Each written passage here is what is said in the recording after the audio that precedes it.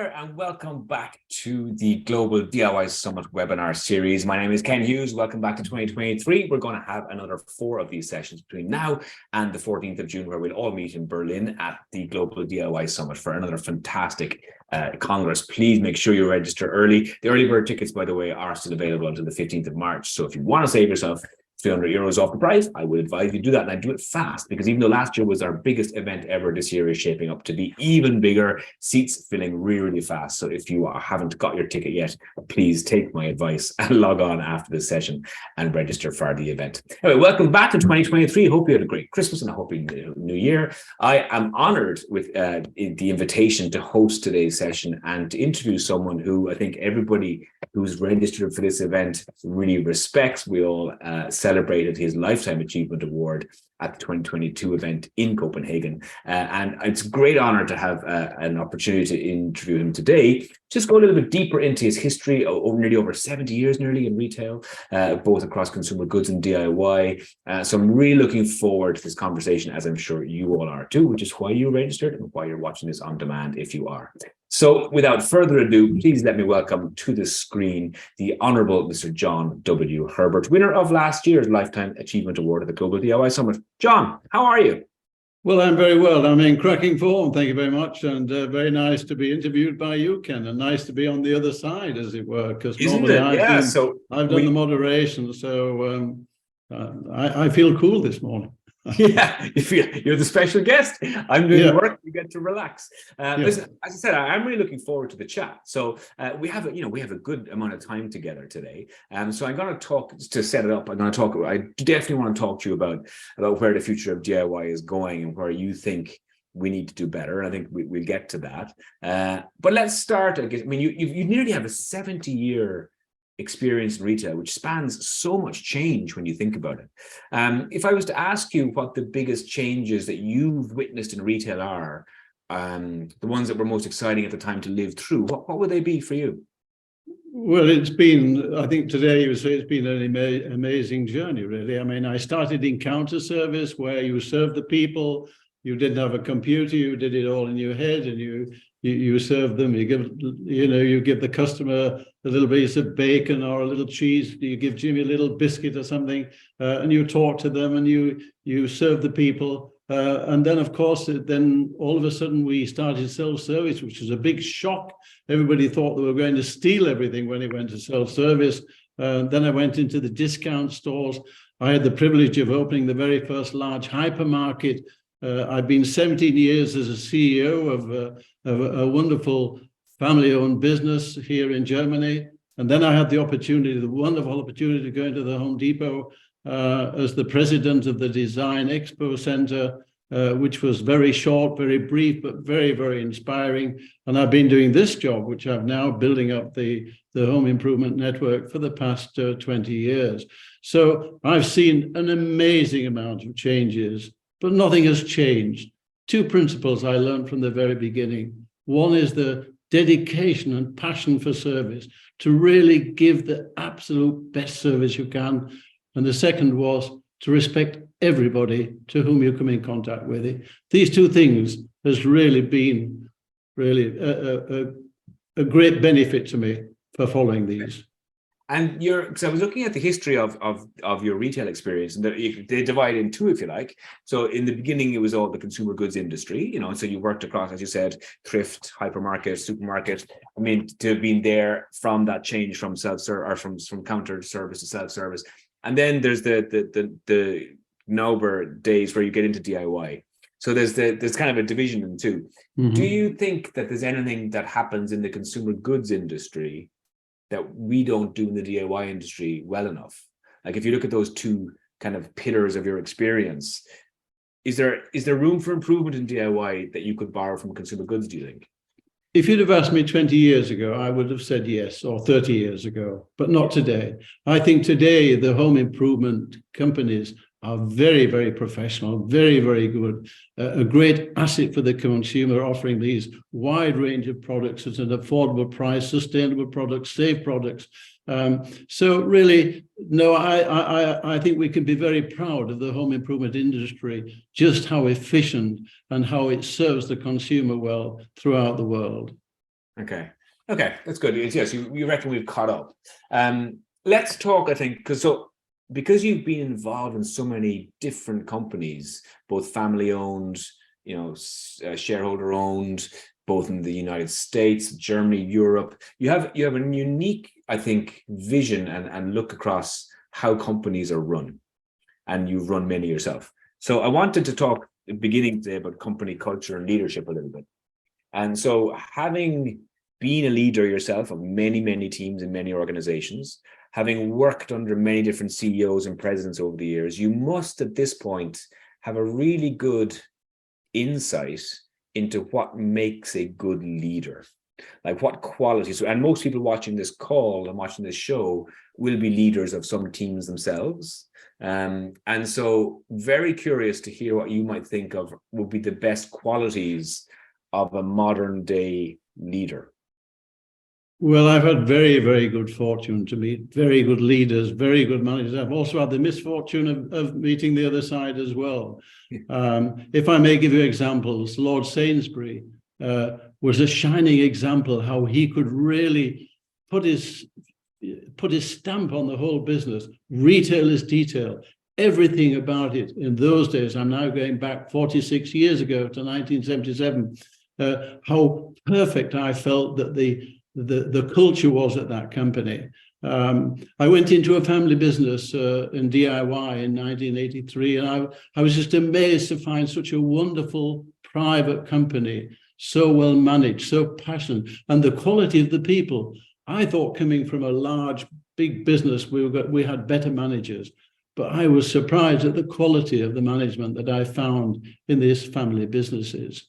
I've also experienced very bad. I thought when I first entered German retailing, how appalling it was. When I think about my start, the way we looked after the customers were so very important. In Germany, it wasn't like that. The customer was almost in the way, I felt. And the culture with the people who didn't like working, they were frightened. So I've seen some various things. And I think the real leader today is the one who leads from the front. And I think that because of all the experiences I had, I could practice all these when I was 17 years, the CEO of a company. First thing, to lead by example. Don't let anybody do anything that you wouldn't do yourself.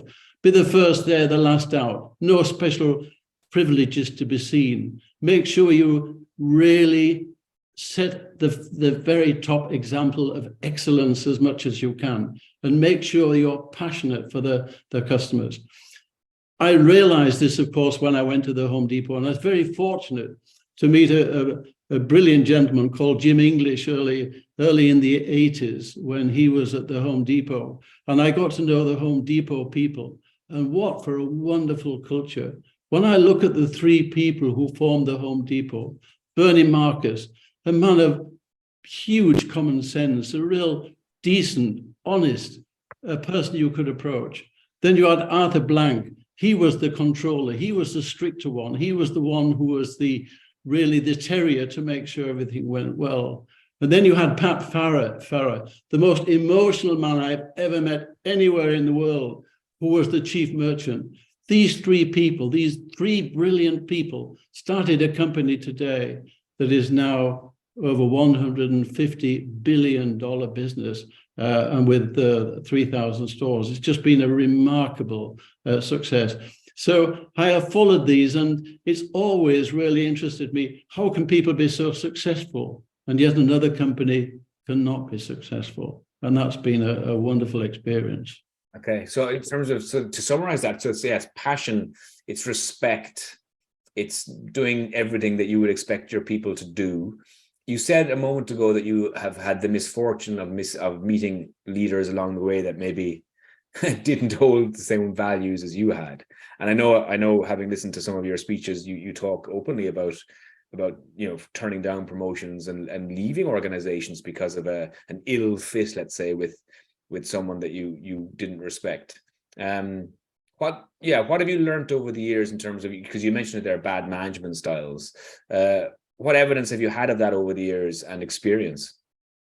What I can share is that whether we like it or not, if you're the CEO or you're the boss, the people under you are dependent on you. They don't like that word dependent, but they are. They have a good job, they get well paid, their wife is happy, she's going to work, the kids are happy at the high school, and then suddenly a bad boss comes along, and somebody who doesn't have the same enthusiasm, integrity. Gosh, what a terrible situation this has been. And I've seen a lot of people suffering from this type of management, of the abuse of power.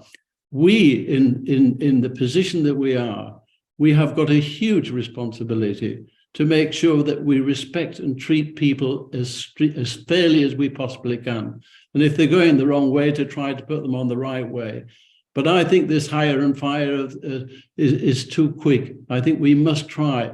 I always felt that when I had people working for me, they were part of our family. And in a family, not everybody can be the best, and so you have a responsibility to look after them. But I didn't find that generally in my career. Okay. And you touch on it there. I mean, that there is a short-termism often to CEOs, to CMOs. At the C level, there is this climbing the ladder dance that is being done where you spend 18 months somewhere, 2 years somewhere, and really they're just looking to move on the moment they come in the door, as opposed to actually, as you said, kind of grow a family, even if it's not a family business, even if it's a public business. That sense I get from you is that you treated all your team always like a family, that you kind of I don't know, you bonded them together. Why do you think people respected you so much as a leader? Yeah, before I answer that, let me just tell you a little example about this culture and about management. I was working at the Home Depot, and I knew the Home Depot, I knew the founders, I knew the people, and I almost had an inferiority complex because they were so dynamic, they were so dedicated, they were so successful. And then suddenly a new man came in the business, a new CEO, and everything changed. There was no more joy, there was fear. There were people just keeping their nose clean. It was an unbelievable change in a big company like the Home Depot, having a new man coming in, Bob Nadelli. When he came in, he changed the culture. And the worst thing is, Ken, the people changed. The people who you worked with, you had a lot of trust. You felt they were part of you, but they became uncertain. And as they became uncertain, everybody became uncertain. And it was an experience that really has stayed with me all my time, to make sure that wherever you are, that you really put the right people in the right position. And from my point of view, this Mr. Nadelli destroyed the culture of entrepreneurship, of enthusiasm, of joy of working for a company, and all the while people who are doing were keeping their nose clean. So anyway, as you see, I feel quite emotional about that. But it was an experience that I had. But I think an abuse of power is interesting. We don't really talk about it much in the corporate world. There's a lot of talk about diversity these days, a lot of talk about lots of other things, but there is definitely a hierarchical structure in place still in most companies, and that allows an abuse of power. And you clearly have been on the other end of that during your career. You also talk quite openly about, in the beginning of your career, how you were made feel. I remember you made a very funny remark during receiving your Lifetime Award about someone in school, I think, was it, that told you that you had a lovely manner, but you weren't very intelligent, and retail would be perfect for you. Correct. Hilarious. He was right, wasn't he? He was right. Yeah. But this idea of, and you talked about it, and maybe you could talk about it now, because I think, remember, the Gen Z generation are coming out of university at the moment. They're 23, 24. They're entering, obviously, a very different retail world than you would have entered. But I sometimes think they're scared into where they're going. This uncertain future, which is the kind of the theme of our Congress this year. They're worried about, am I good enough? You know, they have a huge inferiority complex as a generation. Am I good enough? And you experienced a lot of that even when you started all those years ago.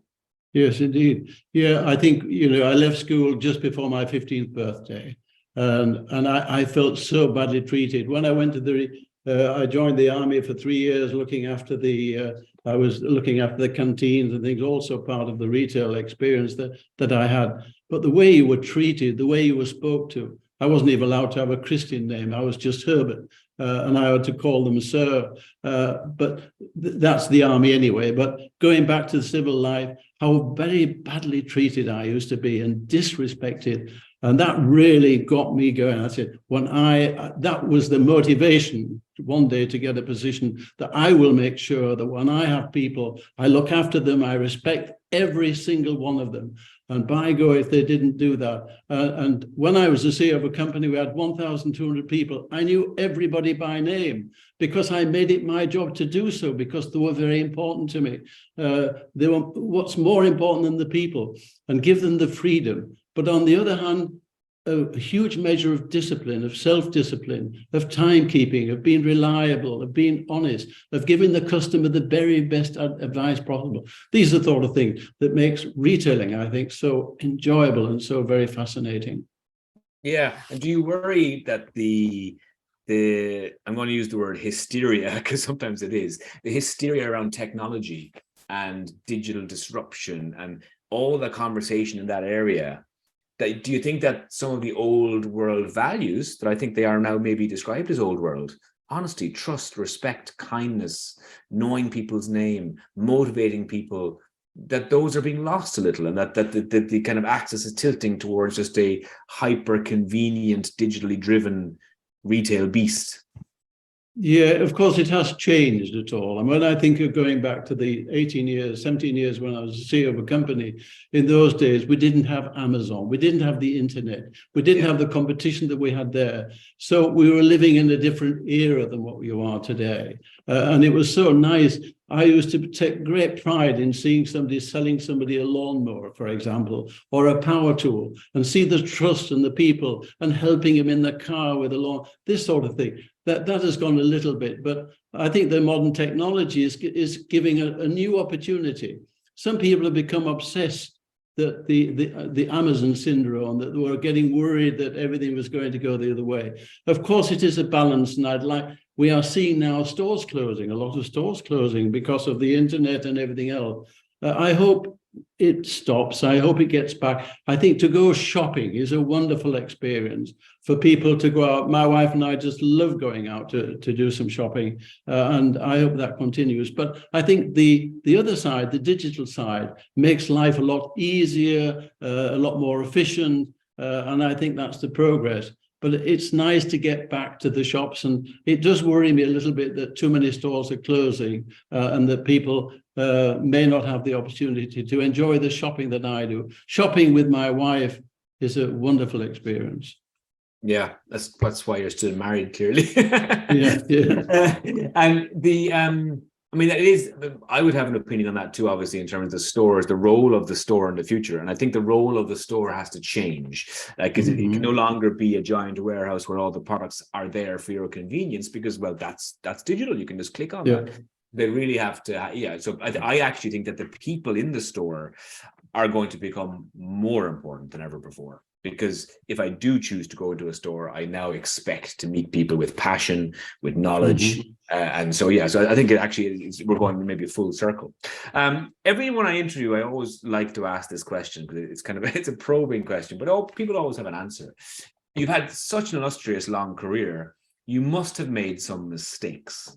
We all do. And along the way, some people have made spectacular mistakes, like record labels, refusing to sign the Beatles or whatever. And you look back and you go, well, that was a mistake. If you look back on your career, all the various companies you've worked in, the people you've worked with, what are the mistakes or regrets that stand out to you to think, you know what, if I was back there, I would do that differently? Yes, there is one. But let me first of all say, I'm 81 years of age. I've been working 6 or 7 years. I've had a wonderful life. And there's really nothing, if I could change anything today through the back of my life, there's nothing I would do. But there was a time when Mr. Nadelli promoted me to be the senior vice president. And he told me he was going to be the new president. And I personally didn't like this person. And I made it known to Mr. Nadelli. Cutting a long story short, I was fired on the spot. I wasn't fired. I'd resigned next day because I'd refused to work with the new president, which really wasn't correct from my point of view anyway. And then I really regretted, why did I say, gosh, if I'd only kept my mouth shut, I would have been the senior vice president of this wonderful Expo Design Center, which I really passionately loved and thought it was a wonderful, wonderful concept. But of course, now I've had 20 years building up the Edridge Inn. What could have been better? To travel all over the world, to meet all the world leaders of home improvement, to bring them all together. It has been one of the most rewarding times of my life. So going back, Ken, no regrets about anything at all. No, nothing at all. What's also interesting with that story is that it seems to me that you stood for your values. Obviously, at the time, I can imagine you were left reeling, having been fired, and maybe you thought you should have. But then on the other side, if you had taken that position and ended up working with someone you didn't respect, that would also have been a very difficult time and maybe unenjoyable. So I must say, standing up for your values is an interesting thing and something that doesn't maybe happen as much anymore. In terms of entrepreneurship, again, because I'm looking at your CV and you know, so much there in terms of retail experience. There must have come a moment maybe back in the 60s, I guess, maybe early 70s, where you thought, should I open my own store? I mean, you were managing these amazing stores. You were seeing all this growth of discounter, growth of hypermarket. Was there any part of you that was entrepreneurial that thought, I'm going to go out on my own here and open a store? No, not really. I don't think I ever had the confidence to really do that. I enjoyed working and being protected, if you like, within a large corporate culture. So no, I never really had a big desire to go on my own or to do things on my own. I was just making sure that I survived, because when you have my background, I remember when I was appointed the director of the first hypermarket in the United Kingdom by Lord Sainsbury and Sir Roy Griffiths, the managing director, who gave me the job, and the HI guy, a chap called Paul Jago, he employed me, and it was just an amazing opportunity. But I was frightened I was going to lose it, because suddenly I'd left the army only 2 years earlier, or the NAFI, and then suddenly I was earning more than a field marshal, and I felt that I felt insecure that I could lose it all. And that went on for a while, that I was frightened. And because of that, I was perhaps a little bit more energetic than I would probably be a lot more relaxed today. So, yeah. And what about risk? So, I mean, it's the other side of the what was the mistake regret question. What's the best decision I think you ever made? Like during all your career, if you look back and you look at certain points, there must have been moments where you made a particular decision that led on to other things, and that, you know, that brought you to where you are, or maybe a risk that you took one day that paid off. Any of those come to mind?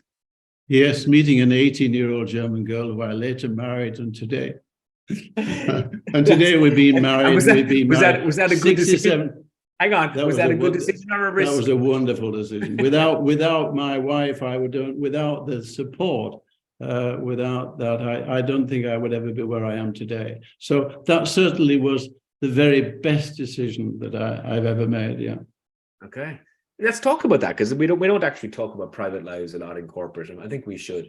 I'm fascinated by relationships. Most of my content these days with my clients globally is to talk about better B2B relationships, better networking relationships, better customer relationships. And I try and teach people always that there's no difference between how you treat a customer and how you would treat your partner. You know, your customer expects trust from you and honesty. They expect kindness and respect, and the same things in private. So for us all watching, I only lasted 11 years in my marriage, sadly. You're married how many? Nearly 60 years, is it? No, 56 years. 56 years. Okay, yeah. It's a phenomenal time. So tell us all the secret of a happy, healthy relationship. Well, I think, let me deviate just a little bit first of all, because I think today, when we were young, I have one son, and when he was born, I never saw him. I used to go to work before he went to bed. I went to work when he was still in bed. When I came home, he was in bed. I worked long, long hours.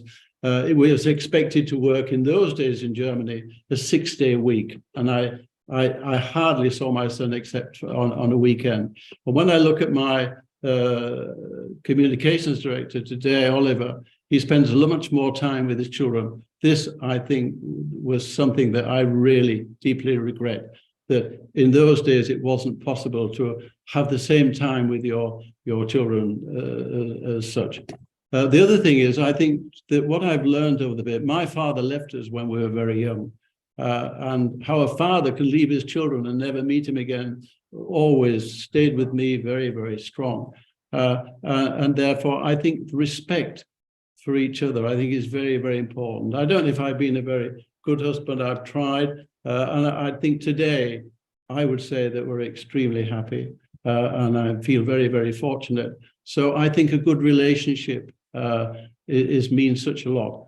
I think we all have a bit of a rocky start to begin with, and I was certainly no exception.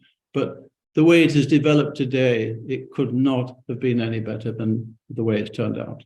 Yeah, maybe we should interview your wife for Yeah. the next webinar series. She might tell you something different, Ken. Get the other side of the story. Yeah.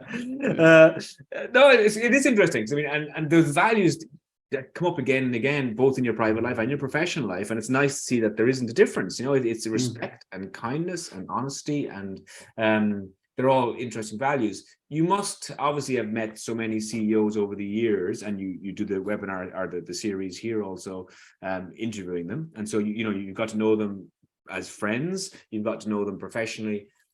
Who in the world, from a CEO perspective, do you most admire? And even outside of DIY, it can be anyone at all.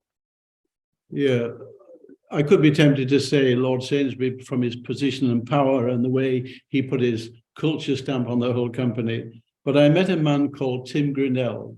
He was the general manager of Sabre Centre, the first hypermarket. I was the director of the first hypermarket, and he was my boss. He was only 1 year older, but he was a brilliant leader.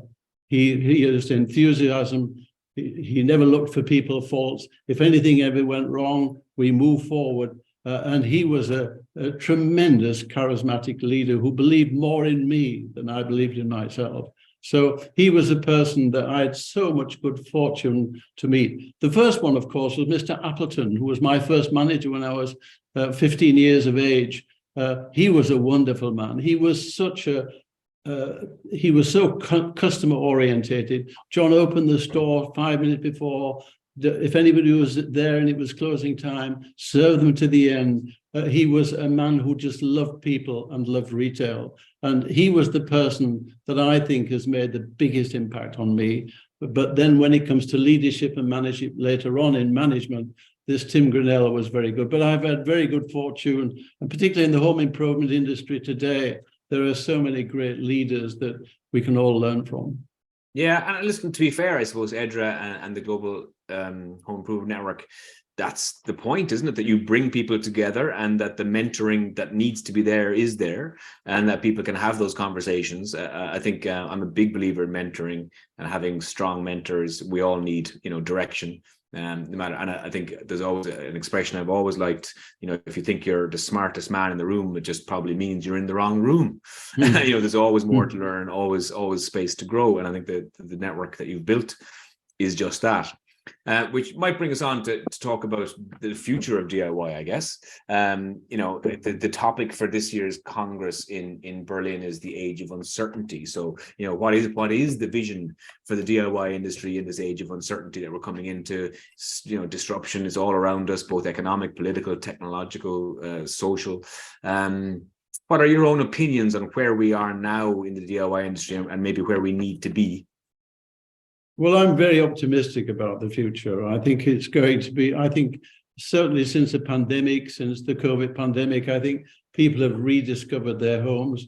I think with all the turmoil in the world that we have today, the home is going to become much, much more important going forward, I think, and people will be going much more to the home improvement stores to purchase. I think we're in a very, very good position. Obviously, we've got the computer side, people can order online. But I believe the shops, if you're going to go into a store in 5 years' time, 10 years' time, a home improvement store, it'll be an experience, and I think it'll be even better than what it is today. But I go with my wife into the home improvement stores, and to be really very good, I get very good advice from people, and it's a joy to go in there, and it's a joy to improve my home by going into home improvement stores. So I'm very optimistic going forward that our business is going to continue to grow. And we have heard now that the younger generation are also now beginning to discover home improvement. This is, we read this over and over again from around the globe, that the younger people since COVID is now going down this road. So personally, I'm very optimistic, and I've got all my private stock or shares mainly in home improvement companies. So I'm very optimistic. Putting your money where your mouth is. In fact, yeah, my 15-year-old daughter got her first toolkit for Christmas. That's what she wanted for Christmas. She wanted a toolkit. So there you go. She's all ready to go. Doesn't know what she's going to build yet, but she has the tools. Okay, there's a couple of questions. I mean, by the way, anyone watching live, you have the area over there for questions. So please do pop some questions in. I'll read them out as we get through. Here's an interesting question from someone, which is one that I wanted to ask you myself anyway. You've worked in Germany, the States, the UK. Two-parter, I guess. One for me first. Do you consider yourself German or English? Having, if you're watching the World Cup and it was the final and Germany were playing England, who would you be shouting for at this point? Before Brexit, I would say very loud British. But since Brexit, I would say rather weakish British. Very weakish British. Okay, you're not a fan. You're not a Brexit fan. Yeah. Brexit, no. And the question that they asked actually originally was, having worked in the US, Germany, and the UK, how did you feel you had to adapt to those different environments? Because they must have been they were each different types of leadership skills, different types of people, maybe. Was there any kind of things you remember having to adapt as you moved? Yeah, indeed. When I was the CEO of a company in Germany for 17 years, everybody called me Herr Herbert. Nobody called me John. Okay. And then suddenly I go to America and the cleaner says, "Good morning, John." And that was found a little bit difficult. And when I was in Saver Center going back in 1977, 46 years ago, they called me Sir. A lot of the people, "Good morning, Mary, how are you? Good morning, sir." They wouldn't say that today, but they did it then. So there's been many changes, and I've enjoyed working in Germany. People have been, I think, very, very fair. I'm a great German fan. In America, also, I enjoyed very much the time with the Home Depot, but a little bit different, I think. Certainly in the United Kingdom, I enjoyed it very, very much. But particularly now, if I had to put all three, I think Germany now, because I've been here so long, is really my place to be. Okay. It's interesting, isn't it? Here's a great question that's come in, and we had a short chat about diversity before. So the question is that, women are an important target group of home improvement stores. And if not, you could say the most important. It's a growing segment, and getting more females into the stores and working, etc., is important. But the question actually is, why are there still so few women in leadership roles in the industry? So it's kind of a diversity debate, I guess. Why do you think there are so few women in the DIY industry in significant leadership roles? Well, being my age, you're going to get probably a different answer than if you asked a 30-year-old. But to me, home improvement is a bit of a man's world. I know the ladies are also on the decorative side and everything. So, and we have excellent lady managers. We've got three that I know of in our organization, in our network. Three lady managers who I consider to be very, very, very good indeed. But I think it's just turned out, it's turned out that way. I think there are perhaps more coming in, but I've never really seen it as a problem. When I was the CEO, we had a very, very good store manager as a lady, and she was probably one of the best that we had. And it just happened to be so. But I think that it was attracting sort of people that maybe the brighter ladies didn't go into the home improvement because they saw opportunities in other areas. So that may change, I don't know. But to me, it was never really an issue. Okay. Because for me, I mean, the diversity debate's interesting because you talked about the abuse of power. I do have an opinion on the male ego. I think the male ego is a problem sometimes in corporate. And I think having enough diversity in leadership, be that gender, be that race, be that all sorts of, even creative diversity, the type of person, you know, if we keep recruiting the same type of person, you get the same solution to the same problem. And so it is important, I think, to have a diverse kind of look at and in certain industries, the DIY one being male driven, maybe need kind of a shake-up, if you like. Some more questions from you for people. By the way, this is just a comment on our conversation about mentoring. Mentors and people that believe in us are so important in helping careers. Thank you for sharing, John. You've been a great mentor and a people connector. I think that is probably one of your biggest legacies, actually, Edra, that is that these connection network that you've built for people to be able to share their opinions, their experience with each other, to support. Where do you see the network itself going in the future? Whatever about the DIY industry, for Edra and for Gin, where do you feel the growth is for the network and for the organization? Well, we're very, very pleased we're going to announce this week that we're going to have 3 new members. One in Europe, which is Sylvan, and then we've got one in Guatemala and another one in Panama, who are coming to join us, because learning from each other. And I think the people are beginning to realize we're very, very careful that there is no competition problems. But when it comes to sharing it, I've been so impressed about how people are willing to help other people. To give you an example, we had the COVID pandemic. And then in Australia, Bunnings of Australia came out with a curbside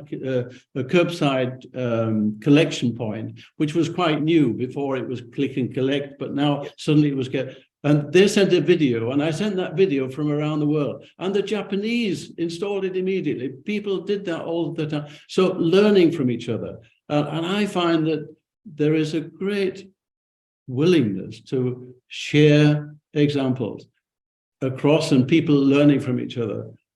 All but America. In America, we don't seem, America very strong, of course. I mean, amazing, successful is Home Depot on Lowe's. But certainly here in Europe and in Asia and in Africa and South America, people are very, very happy to learn from each other and to share their experiences. And I think this is the motto of or not the motto, but the aim of our network is to improve the quality of home improvement retailing by learning from each other. And I think this spirit is getting even stronger, and people are willing. And the people I know, people from Japan who are visiting people in South America, for example, or all the other things, this is going on a lot. And I think this will continue. So I'm very optimistic about that. Okay. Yeah. I think the interesting thing for me when you were talking earlier on about family values and about family over career at times, I certainly know that you've made some decisions over your career to not take certain promotions. I remember you told a story once at the speech that you gave that you may not have your current wife if you had taken a job. There were times when you had to prioritize over career. And it's easier for some with working from home these days, yes. I wanted to talk a little bit about the last, let's say, 15 years, how society has changed, and just get your opinion on, and again, this is just really a philosophy chat, I guess, about the smartphone and social media. Do you have any opinions, as an observer even, of society in general, as to how the smartphone and social media is changing society? Yeah, well, I'm very much onto this social media and all the main Twitter and Facebook and TikTok and all these other things that I follow and I take part in. I think it's changing, that it'll come back. It's gone too far, I think. Everybody's intense on these things, including me. My wife would say I was one of the worst. So I think it will go back. The only thing which I really hope will change, this filth that you find in the internet, these terrible words and the way that people are describing people, this Jeremy Clarkson in UK, the way he spoke about Meghan, for example, it really is quite appalling. And this is part of the culture that you also found in the internet and the way it is.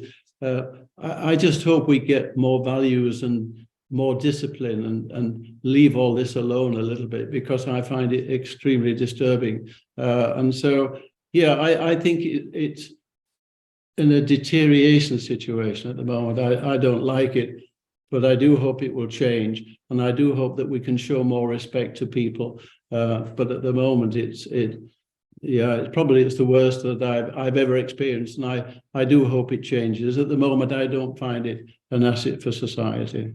Yeah, okay. It's an interesting observation. And in terms of deterioration, that would lead us on very nicely to a climate change and a sustainability discussion. So a dying planet, overpopulated planet, we're all responsible. We all have our heads collectively stuck in the sand. Some people will say, some scientists are saying maybe 400 or 500 years left, that's it. Others even less. Others saying we've already passed the tipping point and we're now heading straight for the iceberg, if you like. Obviously, as General Secretary of an organization like EDRA and Ian, there's responsibility on us all and you to talk about these things. And I know we talked a lot last year at the Congress about it. First of all, your own observations and opinions, maybe. And secondly, maybe what the DIY industry can do.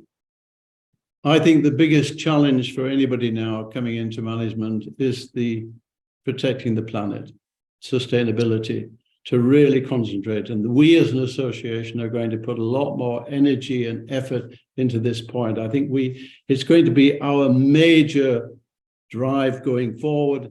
We're going to really bring this home, no greenwashing, but really going down to really nitty-gritty detail of following the principles of reducing carbon footprint on sustainability issues. And I know that our new president, which we will be announcing very shortly, will be also concentrating on this very, very much. I think this is the biggest challenge and the biggest responsibility we've got to do it. And again, I tend to be more optimistic than most people, but I think that probably at the last minute we can probably save the planet from the way it's going at the moment.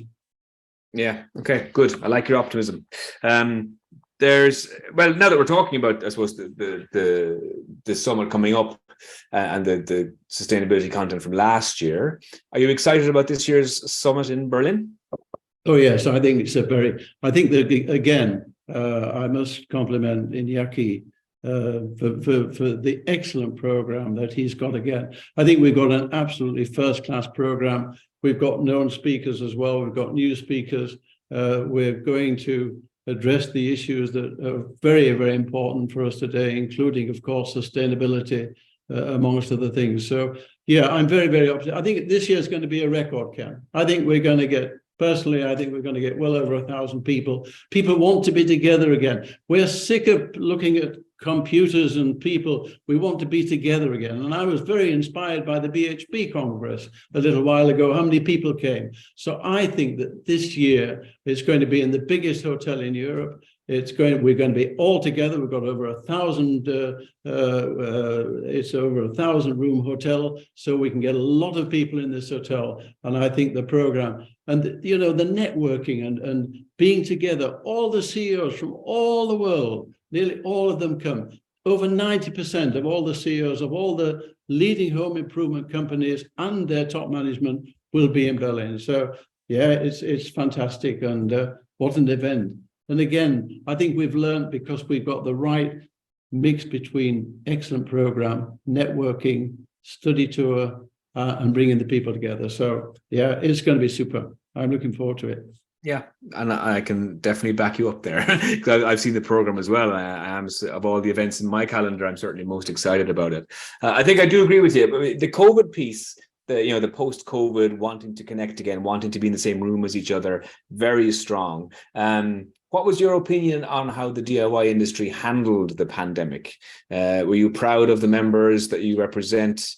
Any particular ones stand out for you? I know you mentioned the click and collect or the curbside pickup there a moment ago, but in general, the pandemic, how do you think the industry responded? I think if any industry responded so well as we did, I think it was absolutely magnificent. The way we did it, the way we communicated, people gave us the information. We could tell everybody from all around the world what the situation was, were the stores open, were they not open.